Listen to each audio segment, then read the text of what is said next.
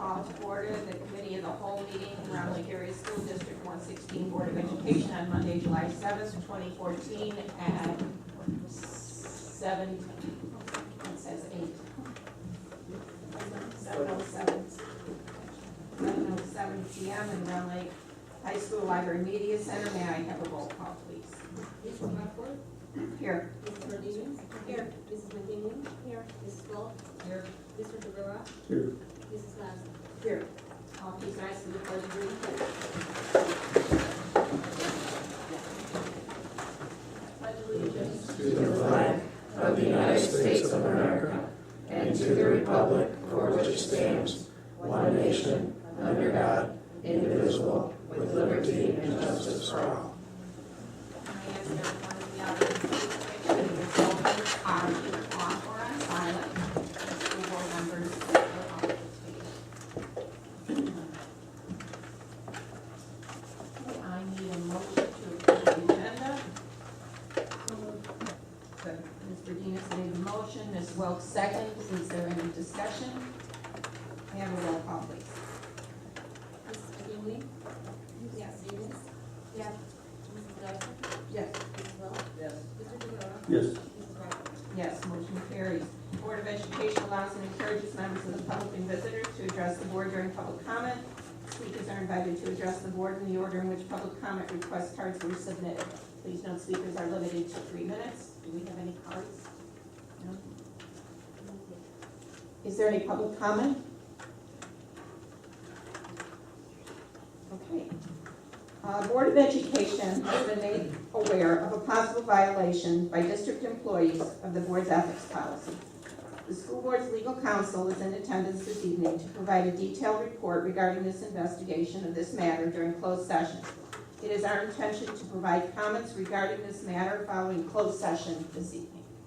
Thank you. Okay, we move to communications and reports to the board. Okay, we have, first of all, an update on our district goals for the 2013-14 school year, which are contained within the packet. And the goals are here, and you will see whether or not the goals were met.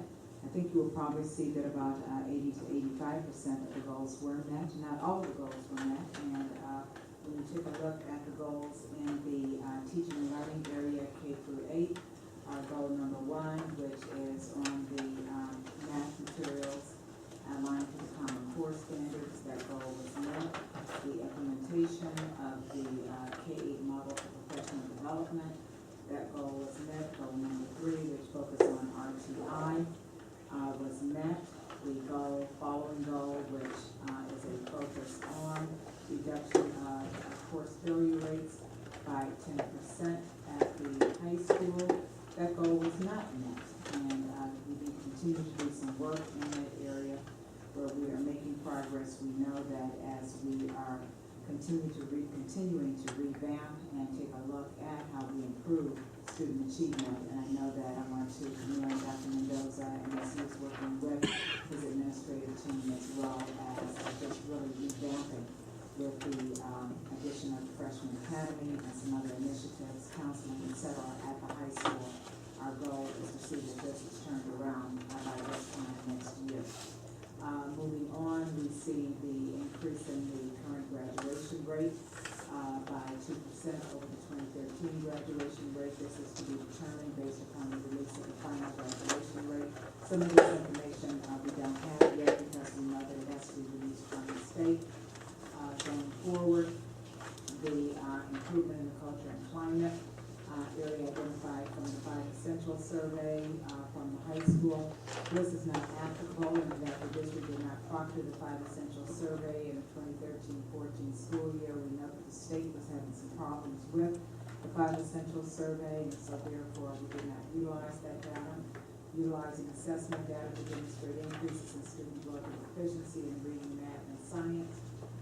Growth in reading, math, the goal was met. Math, the goal was slightly met, and we know that our focus this year was more in the area of reading than in math, and I think that as we hear the report which follows this, we will see that there was definitely a greater increase in the reading area than in the math. Proficiency, our reading and math, the goal is met, and proficiency in math, the goal is not met. Proficiency in composite ACT is to be determined, we haven't received that information yet. Proficiency in science subtest ACT, here again to be determined.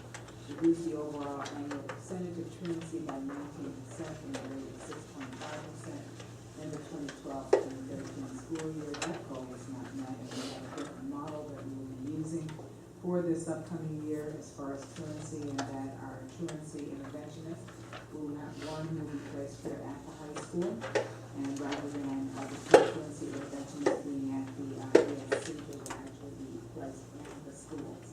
And so one will be placed at the high school, one will be placed at Brown Lake Middle School. And I know that in my conversation that I had earlier today, I have asked that even with the work that we're doing with the peer court, that the leadership of the peer court meet with the administrators at Brown Lake High School as well as the administrators at the two middle school to talk about the peer court and how we've been using interventionists, and so that we can be proactive and make sure that we're utilizing them most effectively as we move forward for this upcoming academic year, so that we can see that the interventions that we have in place are much more effective than what they have been historically.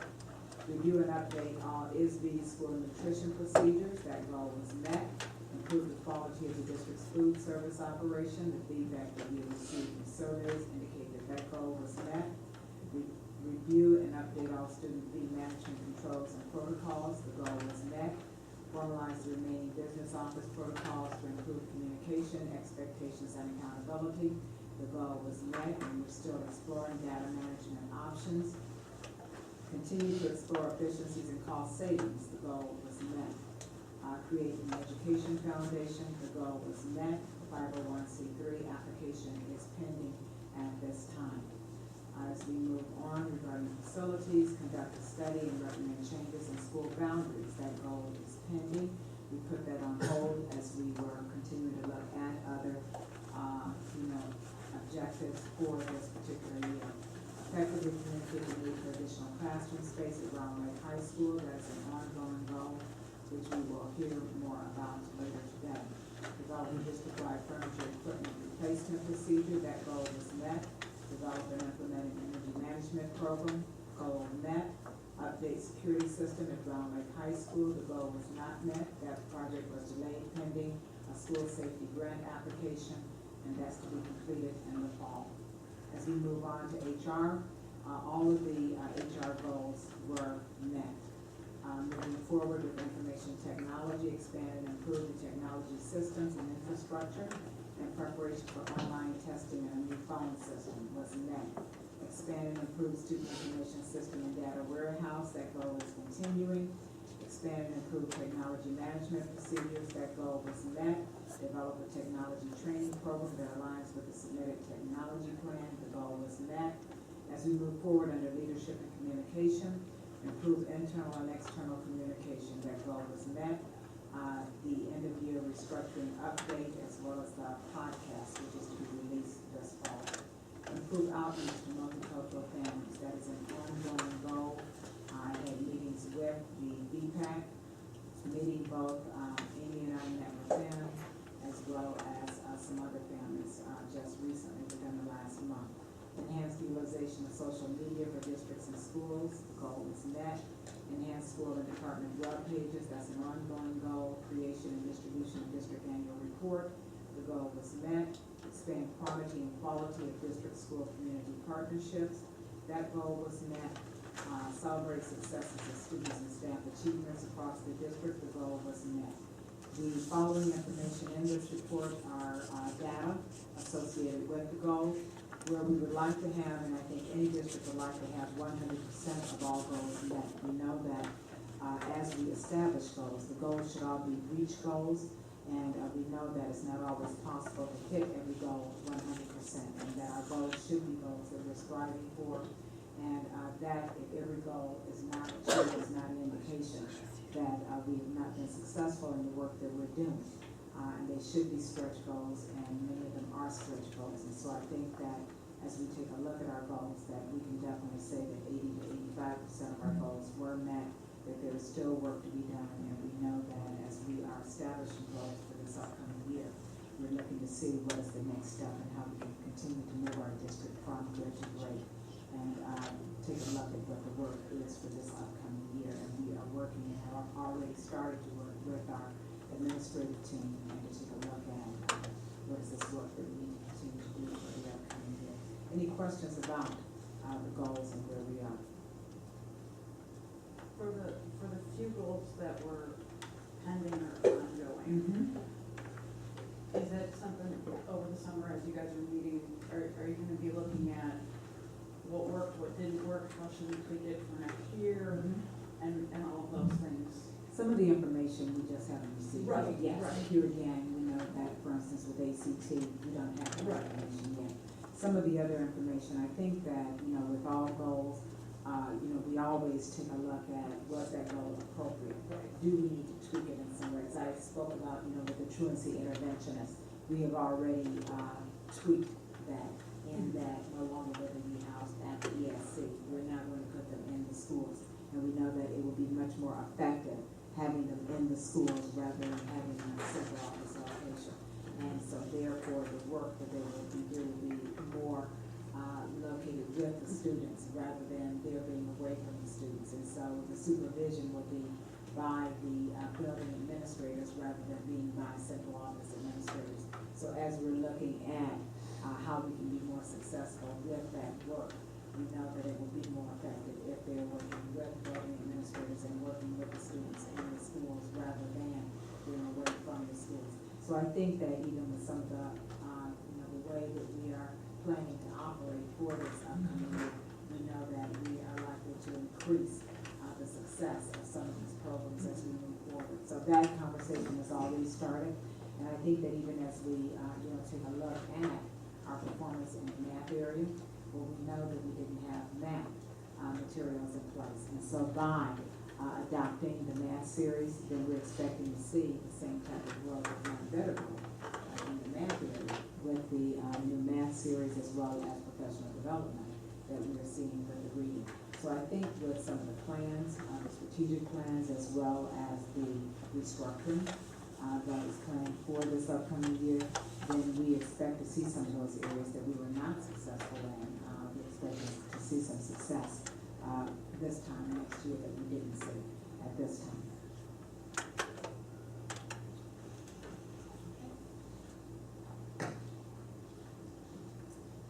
The spring 2014 student assessment guide, I'm going to ask Michelle to come forward at this time. Pardon? I'm sorry, Melanie.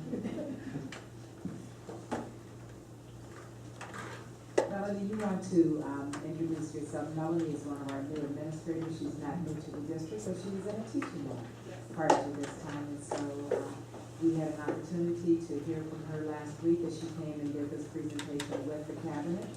And she's now coming and sharing in Keely's absence as she is taking care of her newly born twins. She is filling in for her and doing a very fine job. So would you just please introduce and share what your role is and prepare to share your report. So my name is Melanie Arthur. I am the Teaching and Learning Coordinator with the district. I came from Village. I was the literacy coach. So presenting this data to you tonight was very exciting for me because I've been able to see firsthand the gain and growth that both teachers and students have made after the implementation of the Common Core literacy program. So this is very exciting to be able to share.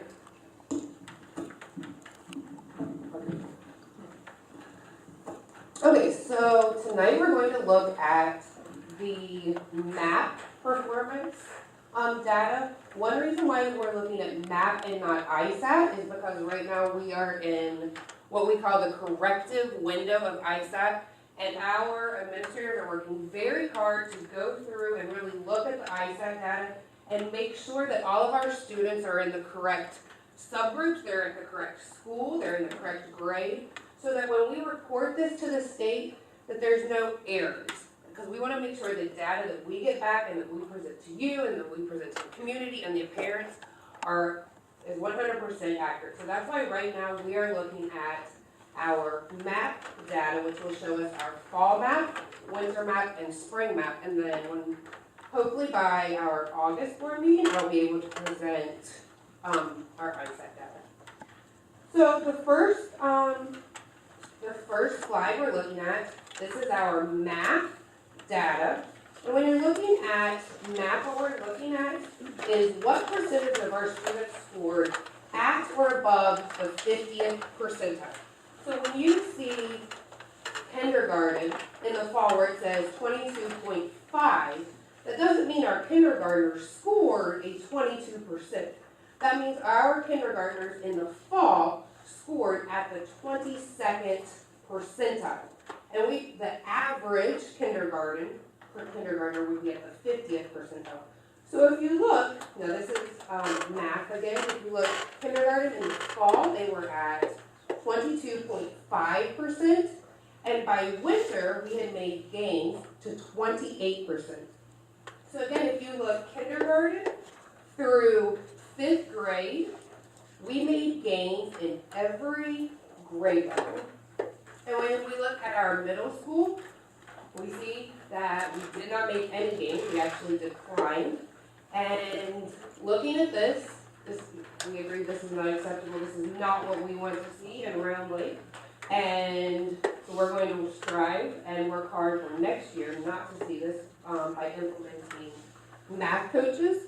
We've also adopted the Common Core aligned curriculum for math and also professional development through Pearson, which is the literacy program we adopted through Pearson for this year. Along with that comes detailed professional development. So our teachers, our administrators, our coaches will all receive detailed professional development.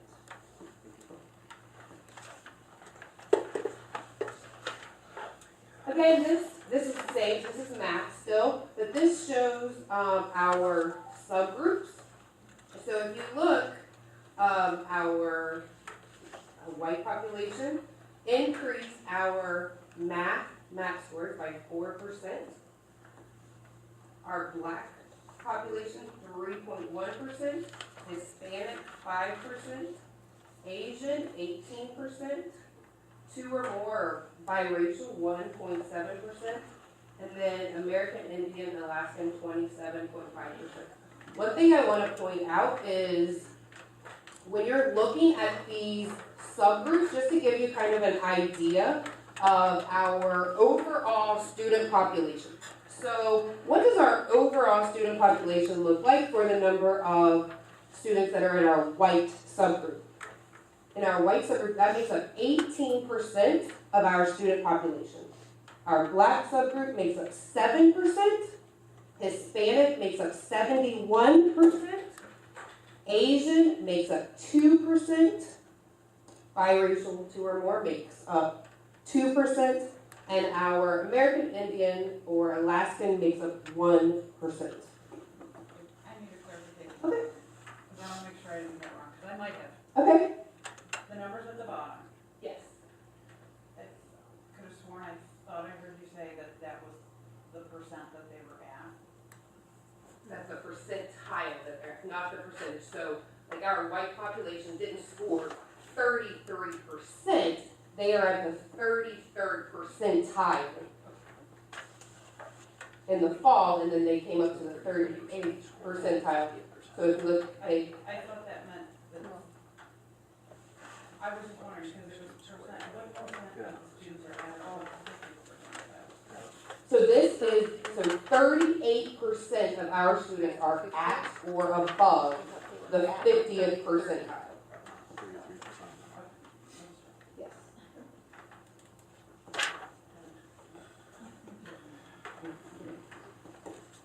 And this slide breaks the data down by each individual school. So again, we're looking at the same data, what percent of our students scored at or above the 50th percentile, and this shows per school. Again, at our middle school, this data shows why it is vital that we have a double math block for next year. When we get into reading, you'll see that we implemented a double literacy block this year, and I think you will be very happy with the data that I'm about to show with reading. So we're hoping that with the double math block this year, that we'll be able to present the same data for math. Yes. Every other area went up when middle schools go down. Do you have any guesses on why those decline? So I am saying that the reason why I feel that it went down or declined is when you're looking at, let's think about kindergarten math or first grade math. And you think about, well, in kindergarten, we learn to count money, or we learn to tell time to the nearest hour, the nearest half hour. And then when you get to first grade or second grade, you have to be able to tell time to the nearest 5 minutes or to the nearest minute. When you get to middle school, everything is very content specific. So in 6th grade, if you took algebra, and then in 7th grade you go to geometry, you're not going to have a lot of that knowledge carryover from algebra to be able to go over to geometry.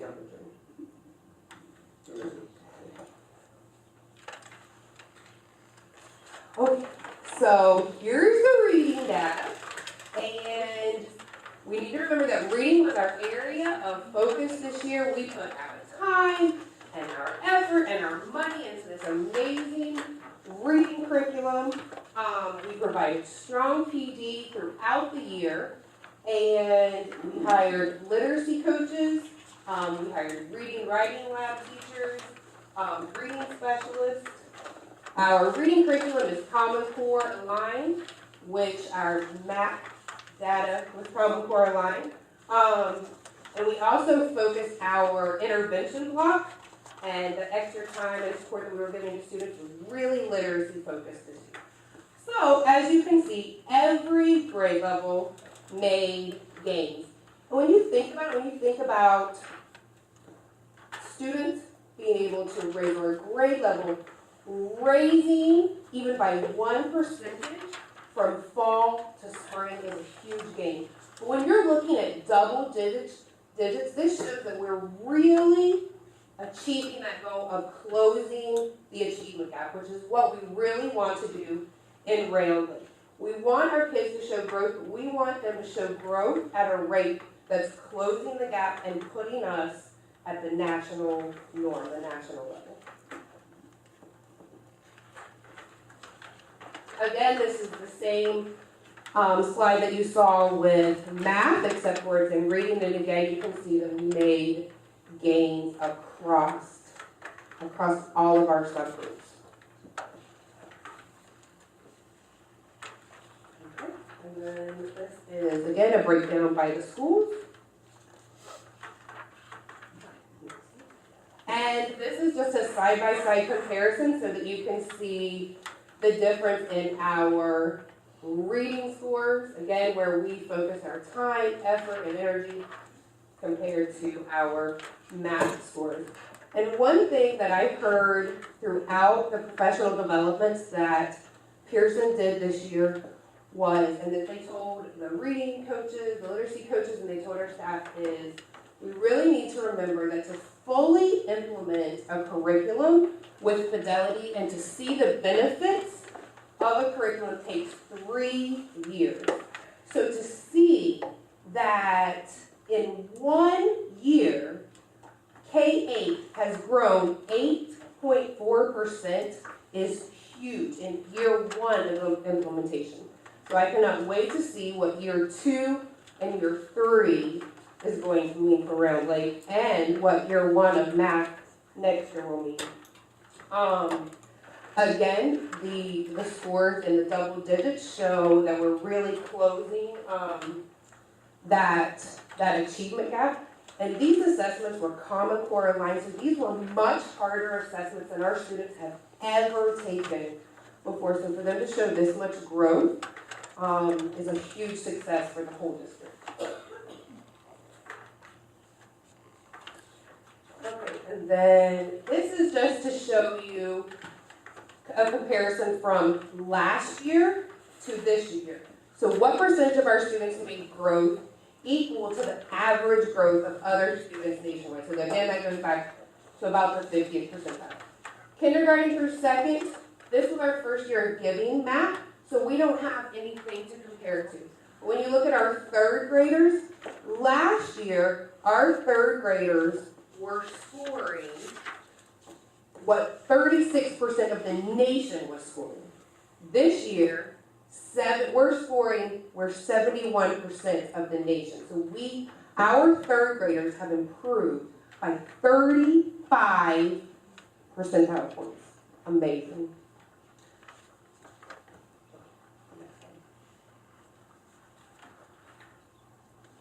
And again, this just breaks it down by race, by school, and this is our reading. So when I was looking at the data, one thing that I noticed is last year our students were performing pretty much at like the 40th or 50th percentile. This year in reading, our students were scoring in the 60th to 70th percentile. So again, huge gains for Round Lake School District. Can I ask you? This is growth, correct? Yes. Yes. So we're not scoring in that percent. Right. Percentile, we are 70 percentile of the knowledge growth students. Well, I think it's interesting to look at the growth from grade 3 and grade 4 in yellow, because our fourth graders this year were our third graders last year. And the slide, It did be even more growth. and there's a slide coming up that, see, the next slide goes through, schools, and then if you go on to the next area, it's our rubric. Showing how we can track students from grade to grade. So if you look at the bottom, this is hard to believe, but our kindergartners are the graduating class of 2026. So when you look at that, we will be able to follow these kindergartners to the year 2026 and see how much they have grown year to year. For example, if you look at third grade, so these are our third graders this year, which were second graders last year. Last year in the spring of 2013, we were scoring around the 29th percentile. The students that left this year are scoring at the 38th percentile. So that shows how much, the same exact students, how much growth they have made in a year's time. So, that's kudos to our kids for working so hard. That's kudos to our amazing staff for really embracing the new literacy curriculum and all the initiatives that we have developed and, and just pushing through and working so hard to do what's best for our students.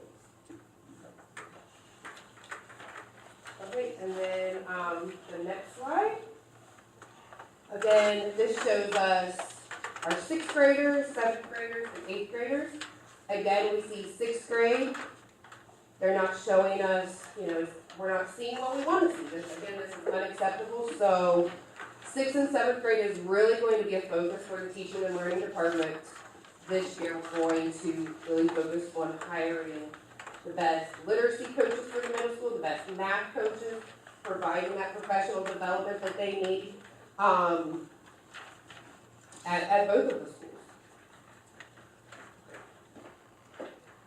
And then some steps that we're going to take. Our full day kindergarten, which I'm not going to spend a lot of time going into because Mr. Heckle will talk about that next. Our math adoption, very excited. We are having a math fair in August, so I would love for you to come and see all of the new math materials that will be in our teachers' hands. The program is called Envision for K-5 and Digits for 6-8. Very conceptual math. They'll have lots of manipulatives. Students will really be able to be engaged in math and know the concepts instead of just the algorithm. math coaches at every school, a double block of math at the middle school, 90 minutes of math at the elementary school. So that will add 30 minutes a day, which will allow for elementary teachers to provide one-on-one and small group support on a daily basis, as well as during that IE block, we will focus on math. Instructional technology team boards will be in every elementary classroom and also in the language arts and math classrooms at the middle school. We will also have grade level laptop carts, so students will have access to laptop carts. The literacy adoption will have continued support from our literacy coaches, as well as Pearson will provide professional development in year 2. The essay score, this is very exciting. As we know, writing is not always a strong area for our middle school students.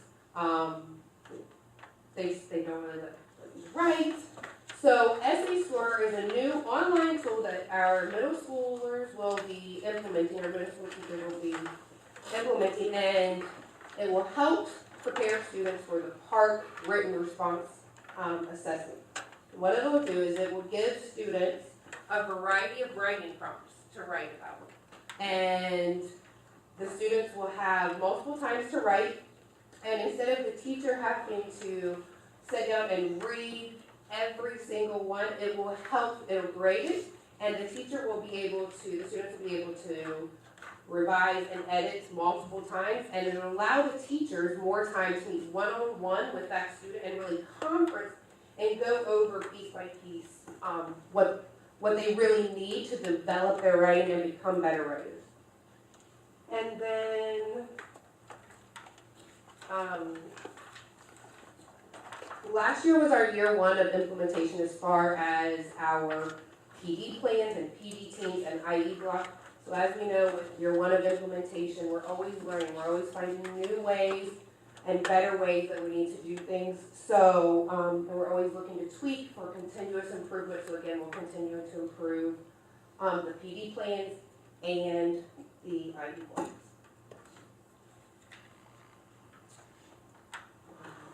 I will try to answer any questions. If I don't have the answer, then I will talk with Keely and get you an answer. Last year we did the double blocks of reading, Yes, and this year we're gonna do double blocks of math. yes. What happens to reading? We'll continue double blocks Okay. of reading, yes. Good. Yes, and that's one area that, as we come back into the beginning of the school year, that'll really be stressed to teachers. You've learned all of these wonderful teaching strategies and techniques through the new literacy adoption. Now we're adopting this new math curriculum, which makes it very nice with the same publishing company, because when you look at the daily outline of literacy and then mirror it to math, it's pretty much the same. You have whole group literacy, and then you go to small group literacy. You have whole group math, and then you go to small group math. So the nice thing is, the strategies and techniques that teachers have spent so much time and effort learning this year, they're going to be able to just transition over into math. So it's not like they're going to have to drop anything or let anything go. Great.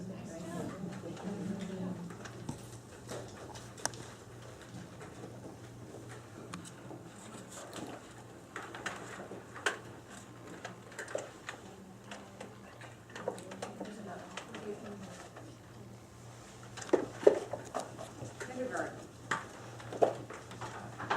Yes.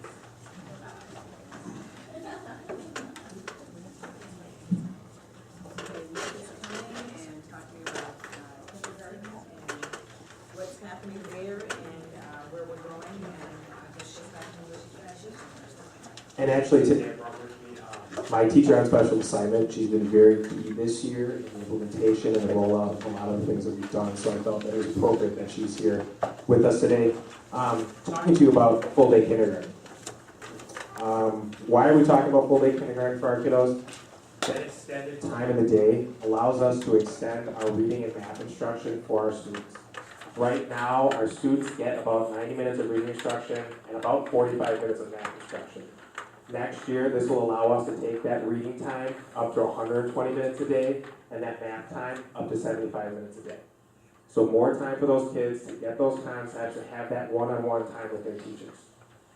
It also allows us to provide daily specials for students, and when we talk about specials, we're talking about PE, art, music, library, computer time, and reading and writing lab. All the same specials that the other elementary buildings have. It also allows us extended intervention time for students. So as now where we have one 30-minute block a day, we're going to be able to have two 30-minute blocks a day for our students. Some of the research behind full day kindergarten: it has a higher long-term achievement effects for students, higher achievement for our low-income and disadvantaged students, higher reading scores in those earlier grades.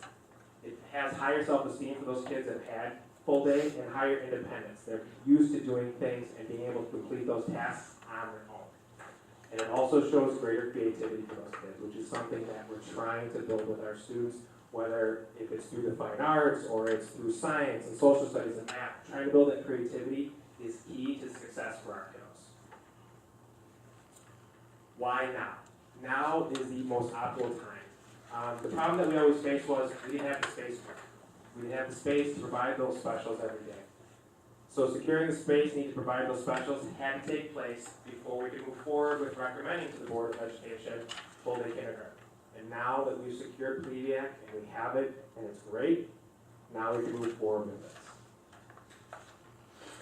So just to kind of give you a look as to what a day would look like in the life of a kindergartner, I know this is kind of confusing for you, but what it shows is that there's that extended literacy block time, extended math time. We'll talk about it in a little bit, but there's our two, our two intervention times, both at the beginning of the day and at the end of the day, and those special blocks as well. So the student day would be from 8:20 to 3 o'clock. The drop-off and breakfast would start at 8 a.m., which is what happened this year. Dismissal procedures would begin at 2:50, and the staff work day would remain the same at 8 a.m. to 3:30 p.m. This mirrors the other elementary buildings for their full day schedule. And then the students will receive each special for 30 minutes. They will receive PE for two times a week, and then music, art, library, computer lab, and reading and writing lab, each one during the week. So as we showed you last time, just to show you again some of the spaces at PLEVIAC where the students will have these specials. So these are the two gymnasiums, and I know some of my elementary counterparts are a little jealous that I'm going to have two gyms now because they only have one, so we won't tell them. But we do have two gym spaces at PLEVIAC. We have a designated music room and a designated art room, which are nice large spaces that are built and set up specifically for those specials. We have a lovely library, which we are so excited about. It is a nice large space, and we are slowly collecting lots of books to stock shelves at the library. And we have two computer labs as well. So it'll allow us, students those opportunities to get into the computer lab. It'll allow us those opportunities for math testing and the other tests that we're going to take on the computers. We're going to have enough space to do that. And then the reading and writing lab, there's this very nice large space downstairs by the cafeteria. It used to be Lake Villa's district office when PLEVIAC was first originally built. So it's a very nice large space. So it's going to give students an opportunity to spread out, do their work, a lot of different opportunities for kids there. So we're very, very excited about this space. Our intervention blocks, it would allow for 2 intervention times a day, whereas this year we only have the one. We have 30 minutes every day, which was our SPARK time, which stands for Strengthening Program to Assure Ready Kindergartners. And, then we would be able to add 30 minutes a day. We would do a 2-week on, 2-week off schedule rotation. And we, call that pride time, where we would differentiate based on their needs, and use reading strategies, to teach those students. The times that they weren't doing the pride time, they would, have social studies and science instructions with their teacher. This allows for more in-depth instruction, which leads to better student understanding. It increases our support service, which also improves achievement, and it allows for more one-to-one opportunities for students, whether it be with their teacher or with the support person into the classroom. So, moving forward, I know that the proposal for full-day kindergarten is later on in your board packet. But moving forward, our communication plan, social media will be tomorrow, right away. So go on to the Facebook and the district webpage and the school webpage, get it out there as quickly as possible. The district newsletter will be going out the week of July 14th. So again, that's going to be in there. We're going to plug it in there so the families know, the community, it gets out to everybody. What we're going to do is we're also going to include a letter that's going to go out to our currently registered preschool and kindergarten families that same week, that July 14th week as well. Just explain to them what the situation is, what the next steps are, what the day is going to look like for their students. And we're going to be providing it as they come in. They start to trickle in over the summer, so over July, we have a lot of parents come in, register their kids. That same letter that we're mailing out through the week of July 14th, we're going to hand to them when they register. So they're going to have that information as soon as they register. We won't be trying to play catch up later on. Again, just another plug, so everybody knows, August 6th and August 7th, we're having family tours up at Plevia. We're going to run buses. Leslie is being fantastic, and we're going to have 2 buses running from the EDC and from Indian Hill on those days. We're going to run them up there. We're going to have tours of the building. We're going to have answer some questions for parents, and we're going to bring them back down here to the EDC and Indian Hill. Yes, it will be in English and Spanish. We will have translators available at those tours as well. Any questions from the board?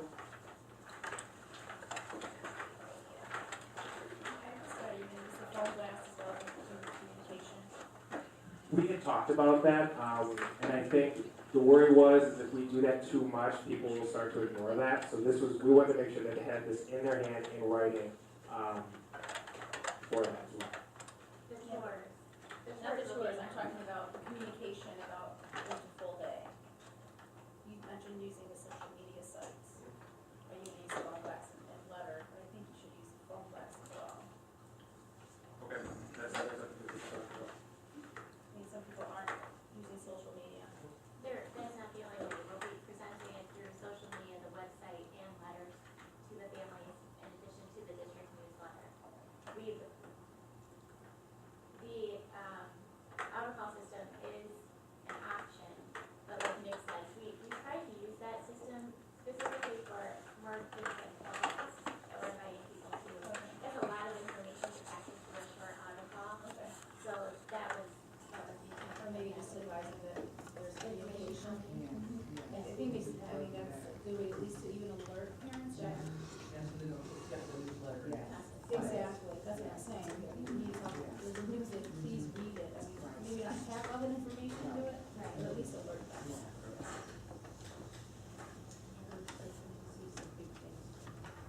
You know what, with the opportunity to do this, there's going to be great things for our kids, and it really will, it's going to have that trickle-down effect to the elementary, to the middle school, to high school. When they start seeing these kids, they're just going to be better prepared for those things that are coming down as well. So you just need to get a look at it. I'll try. I try very hard.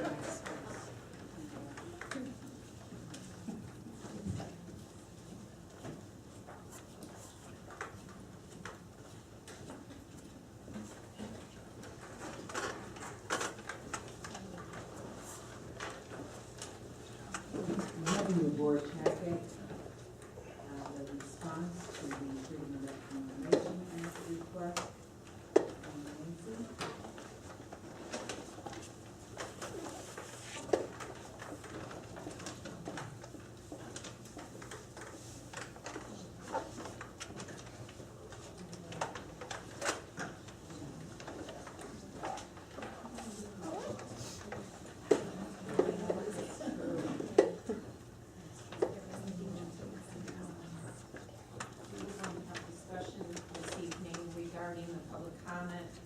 We had switched our public comment to twice per meeting, and the board had talked about it last meeting, and we decided to put it on this time to see if maybe we would just go to one, but have that one later on in the meeting instead of have one at the beginning and one at the end.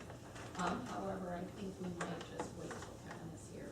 The reason being, Kevin was the one that the last time we discussed it, he was not in attendance, and I think it's only fair that he be in attendance for that. So I apologize for that. I will turn on this agenda. Okay, we're going to move to introduction of new administrators.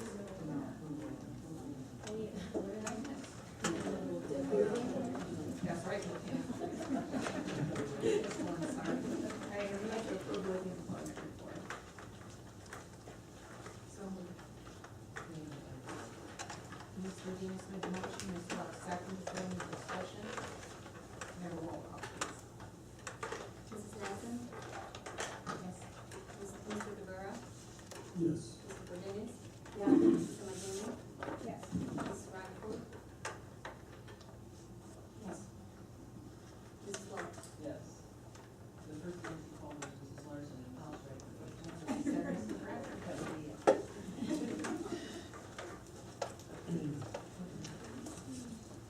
Hey, dear. Thank you. We just hired a lot of new teachers. We're very excited about that. But amongst the employment report, there were 2 administrators that were hired, and I'd like to introduce them to you this evening. Actually, Phil Georgia, our principal from Murphy School, is going to introduce to you the assistant principal that you have just hired, Jennifer Arroyo. Good evening, everyone. Good evening.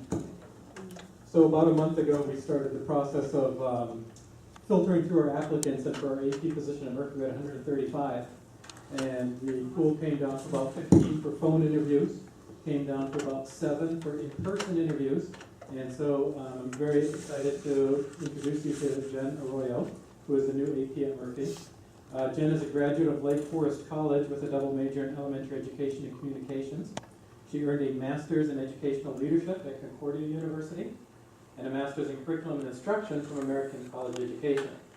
Over the past 9 years, she has served as a first grade, second grade, and third grade teacher at Hawthorne District 73, and most recently served as an interim assistant principal in her building. Throughout her tenure, she has taken on various leadership roles, including the training of teachers and on curriculum development and mentoring new teachers. And so I know I'm extremely excited to present it to you, and I'll give her a few minutes to just introduce herself.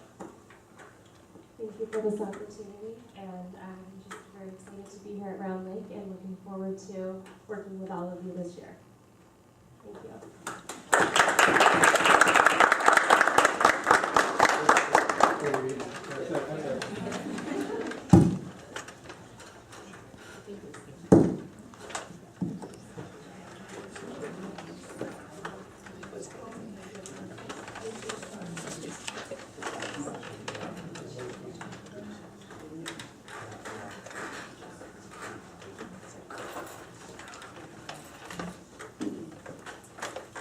And I'd like to now introduce Mr. Eric Epgard. He is going to be the new Director of Special Education. And I don't have all the stats on his hiring other than to say, prior to having her twins, this is Keely's last accomplishment. So we're very happy to have him on board. Eric completed his undergraduate work at Evangel College with a Bachelor of Science in Psychology. He then completed a Master of Education in Counseling Psychology at Loyola University in Chicago. He obtained his education specialist in school psychology there. He followed this up by achieving a Master of Education in Education Leadership at Northern Illinois University. Eric most recently served as Director of Guidance for 5 years at Carl Sandburg High School. He previously served 3 years as Director of Student Personnel Services at Maine Township High School West in Des Plaines, and 7 years before that, school psychologist at District 155 in Crystal Lake. Eric is a member of the Illinois Principals Association, the Association for Supervision and Curriculum Development, National Association of School Psychologists, and the National Association of College Admissions Counseling. And Eric is joined here tonight with his beautiful wife, Lisa, and their 2 children, Jaden, who is 7, and Grace, who is 9. So I'd like you all to please welcome Eric to the district.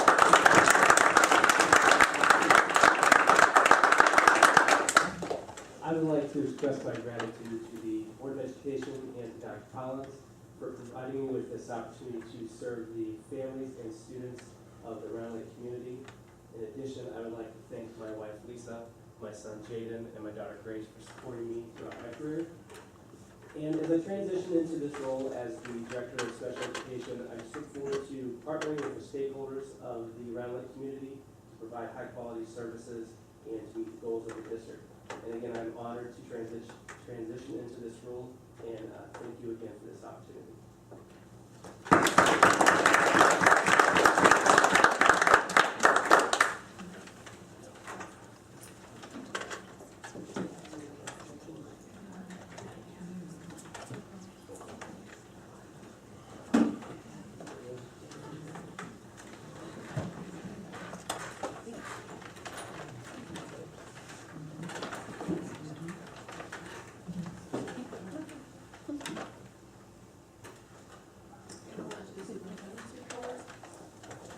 Summer school, I would like to thank our summer school coordinators and administrators for providing the following updates.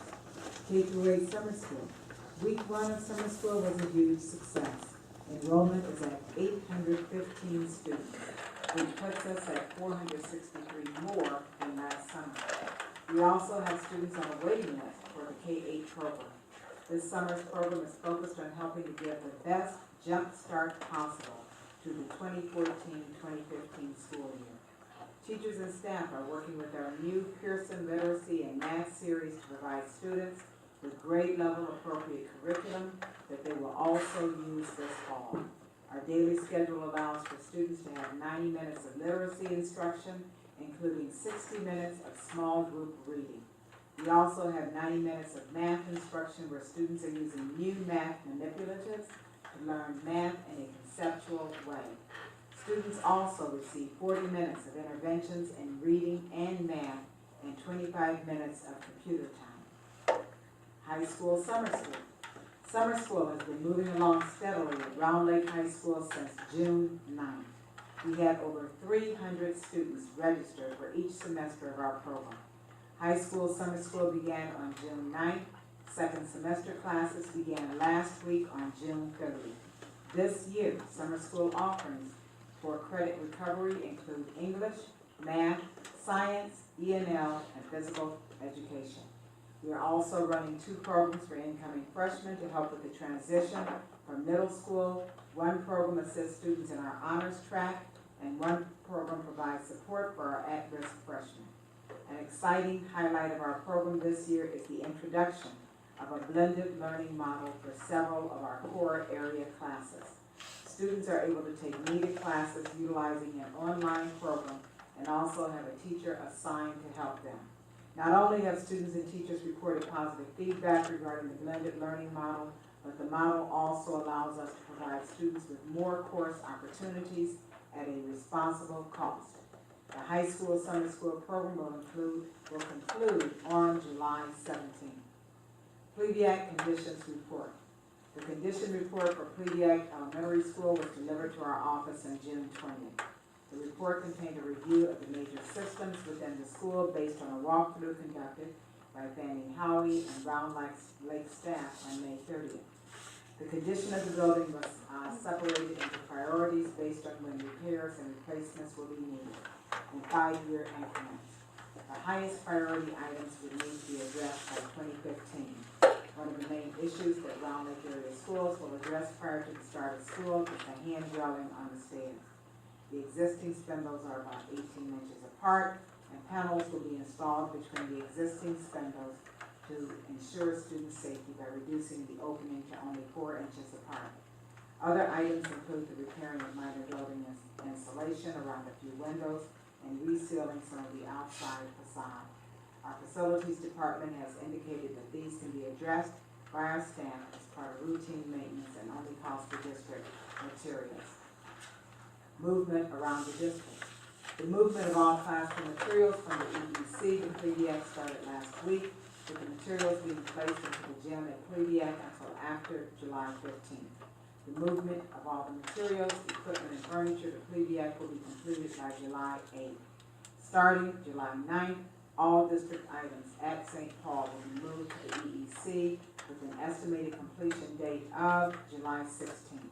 The ESC staff move is scheduled to begin on July 18th and conclude on July 22nd. After the ESC staff has moved, the plan is to move the IT staff to the ESC. And that is it for the superintendent's report. And now can we move to the finance committee update? So you heard Dr. Collins talk about the dates for the movement. Charlie mentioned that we're like 98% of the move to Cleveland, so we're on schedule for that. The other thing is you'll notice the construction behind us, that is for the new high school counselors, so they'll no longer be in the offices across. We'll have new offices over here where they can enter through the library or out in the hallway. The offices that the counselors previously had will now be the division chair offices. But again, I don't think it's Scott talked about the smart boards, all we have left are Village and the E, so that's going on track as well. Scott also mentioned about the copiers. The copiers we have, they have reached the end of their life cycle and along the 5-year lease. So Scott went out and will be moving to Xerox, where we'll be also moving to swipe cards when people use the copier, which we hope to see a 15 to 20% reduction in paper use, which over the life of those copiers would save us $35,000. And the high school received a memo for the need of additional temporary space. Talking about adding a 6-classroom mobile unit that would be put out by the student parking lot where we wouldn't use only about 10 student parking spaces, so not a lot. They can definitely accommodate that. And then move the Schuler office over to where they do the park assessments, kind of the old computer lab, and making Schuler offices into 2 classrooms. Giving us 8 additional classrooms to accommodate the 7.3 staff that we had approved for the high school.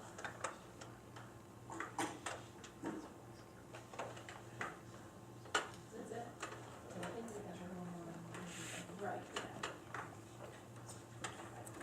Okay, move on to old business.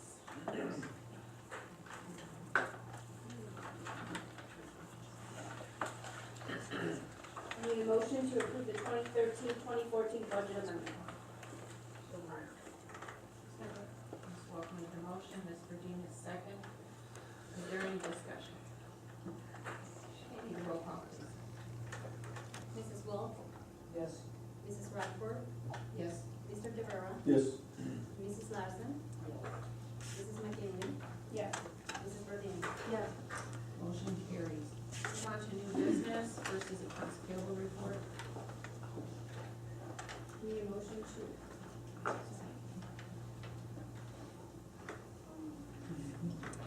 I need a motion to approve the accounts payable report in the amount of $2,785,489.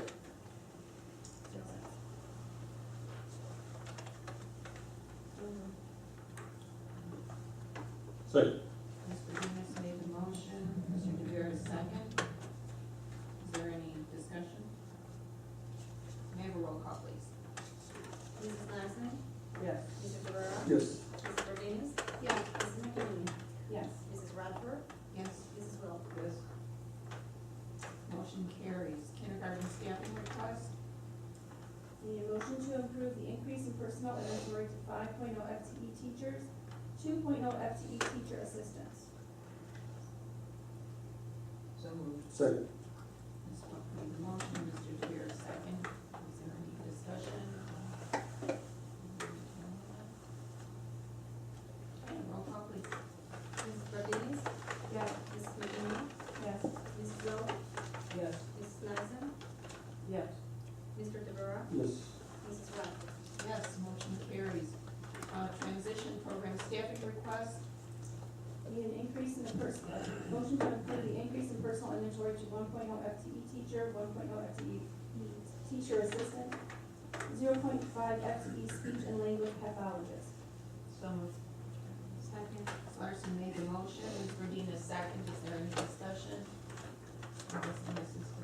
This is for the transition program that we're getting back from CEDAW. Okay, may I have a roll call, please? Mr. Rivera, Yes. Mrs. Larson, Yes. Mrs. Radford, Yes. Mrs. Martinez, yes, Mrs. Will, Yes. Mrs. McKinney. Yes. Motion carries. Special education staffing request. Need a motion to approve the increase in personal inventory of 1.0 FTE teacher, 1.0 FTE teacher assistant. So moved.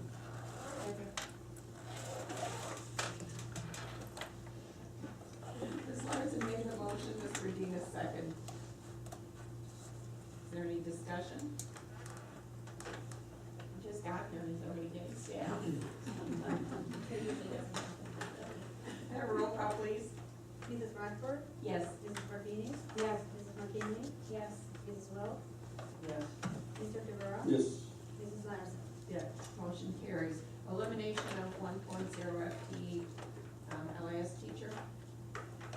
Need a motion for the elimination of 1.0 FTE library information specialist teacher.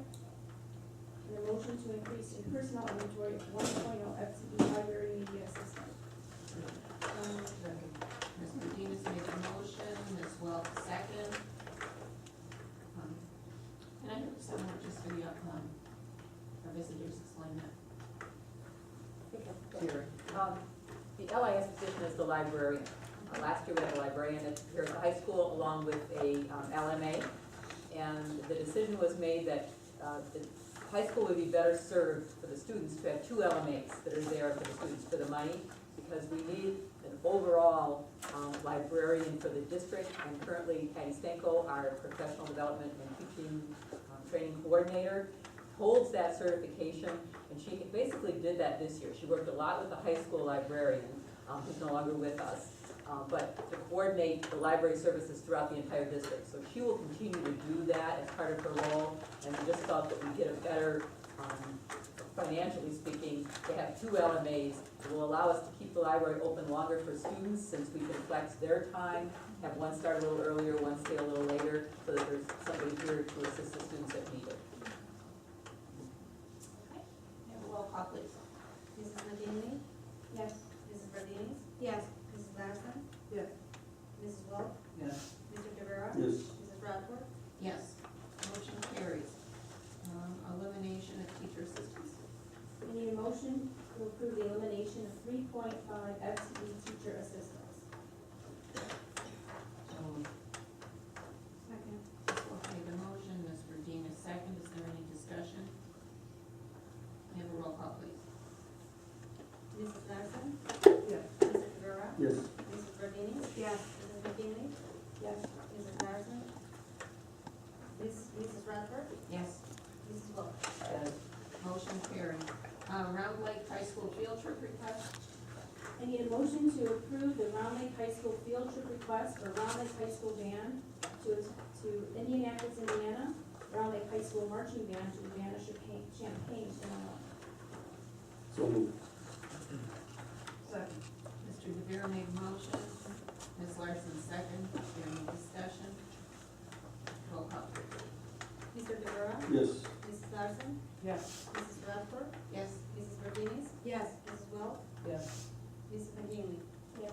Motion carries. Round Lake High School space needs. Okay, Bill, you want to discuss that? I see Don is here also. Both of us can. Okay.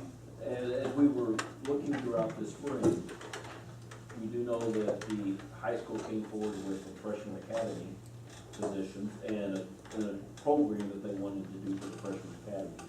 And then, as they were doing some of their scheduling, they determined that not all the students were able to get core classes. And so there was another recommendation that came to the Board of Education asking for some additional staff members for those core classes. What we probably failed to do at that time is to say we were needing to also find some space. Initially, we were looking to see if we could find space internally by rearranging some things, as well as with the Cleviac discussions, thinking maybe potentially this some space could be achieved over at the ESC. It was determined that the cost of creating the space, as well as the class sizes, once that space was developed, if it was available, would be small class sizes.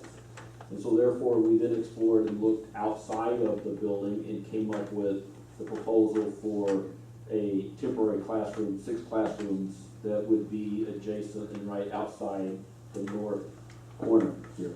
And so that's, as Dr. Mendoza put in his report, there's pros and cons to both option A as well as option B. There's one thing I want to talk about on option 2. Only a handful of parking spaces would be impacted by a temporary classroom on the north side of the building. I think we said 10 parking spaces and some of the handicap spaces that could be moved to another location. So with that, the facilities budget would absorb the installation costs, and if we decided to purchase the temporary classroom, is $160,000, which within the budget there is those dollars that can absorb that. We also went back and forth and decided we had the option to lease the space for up to 3 years, which would coincide with the referendum, having the additional classrooms permanently added to the high school. And the decision that we ultimately came on is we still have students out of the district that we want to bring back into the district. And after the addition to the high school is built, then that mobile or temporary classroom, there, can be moved to another location within the district to help whatever program needs it, specifically bringing the students from out of district back in the district. So with that, we asked the Board of Education to look at this, and I think it will come back on the 21st for actual board approval, but it is here to answer any questions. And as I said, as Dr. Collins said, Dr. Mendoza is here, he can answer questions as well. Don, did you have anything to add? Well, yeah, I think I knew, and I initially communicated the need for, even prior to the 7 FTE, we have about, and I'm ballparking this because I don't have the report in front of me, we knew when we got the number that 540 freshmen were coming around late next year, that we have about 420 seniors leaving. Now you throw in the fact that, to increase rigor in the high school, we need to be able to provide 4 years in the core. I mean, that should be a minimum, even though frankly that's not necessarily the graduation requirement. So between February and April, which is when I communicated that on multiple sides, that's when our kids start selecting their courses. That's when the teachers start speaking to them, the counselors start working with them.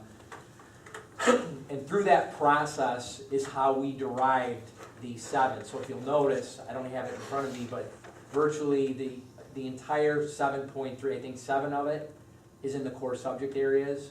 So this is about increasing rigor, preparing our kids for college, making sure that without hesitation, every student at Round Lake High School can take 4 years in the core subject areas. So the space issue comes through a combination of cohort matriculation, larger incoming class than our exiting seniors, coupled with the fact that we want to be able to give kids core. The consequence of not doing that is going to kids and saying, you can't take a 4th year of science, you can't take a 4th year of social studies. You will either go to study hall, or we will find sections that are not full. We know we can go up to a maximum of 29. So let's say we have electives or maybe even some other classes that are 25. We start plugging kids in there, and that's just really not what our kids deserve and what our kids need. So pretty complex situation, but we have talked to Dr. Collins about this. We need to move this entire process up, and so that'll happen next year. That'll be a non-issue. So there's a variety of factors that go into this. Other things that impact this is our need to comply with the state required park assessment that's coming. That's an online test. We know that our kids are doing that. We may have additional kids doing math. So there are a lot of moving parts to this, coupled with we need to have adequate Schuler space. So we try to be very creative in coming up with a solution that would make sure that we can deliver the program that we want at the high school. So. So right now, how much space does Schuler have? Square footage, I'll give you that. They're down in the lower area, and they have a combination of probably 2 full-size classrooms coupled with another office or 2. So I guess if you would think it this way, a full-size, fairly large classroom is about 800 square feet. They're occupying about, Charlie, correct me, 1,400? Isn't that about right? Because we actually went and counted it. Should the board approve scenario 2, this will it'll still relocate Schuler, maybe a little bit smaller, but it'll have a very, very similar footprint. Because we want to make sure that the 2 classrooms. yeah, so Schuler's move will create 2 classrooms coupled with the temporary units will give us 8 spaces to place kids. So if you think about this, 7 teachers, every teacher at the high school teaches 5 groups of kids, 5 sections. Times 7 teachers, that's 35 different groups of kids that we have to find spaces for. So it is I don't know what else to say, it's a real concern. And again, I don't know what this year's 7th grade class looks like, but if they're bigger than the current juniors that just finished, then for the sophomores, I think, then we might still have this issue, but we'll look at it on an annual basis and try to be creative with it. So.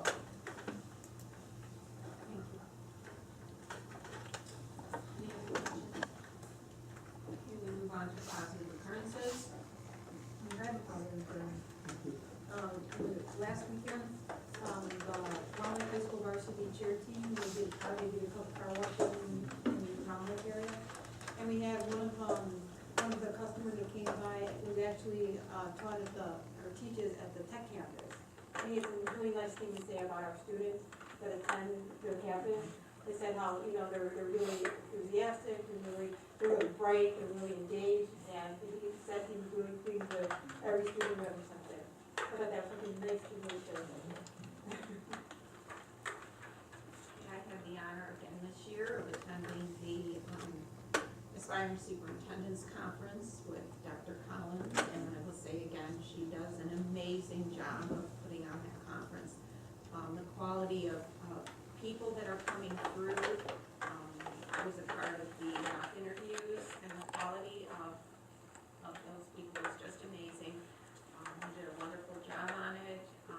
It is just so refreshing to see the amount of respect that Dr. Collins commands from these superintendents that are aspiring to walk in her shoes. And so I think as a district, we need to be very proud of the way she represents us out there. This is how many years now you've been organizing? It's the 4th year that she's been organizing this conference. Thank you.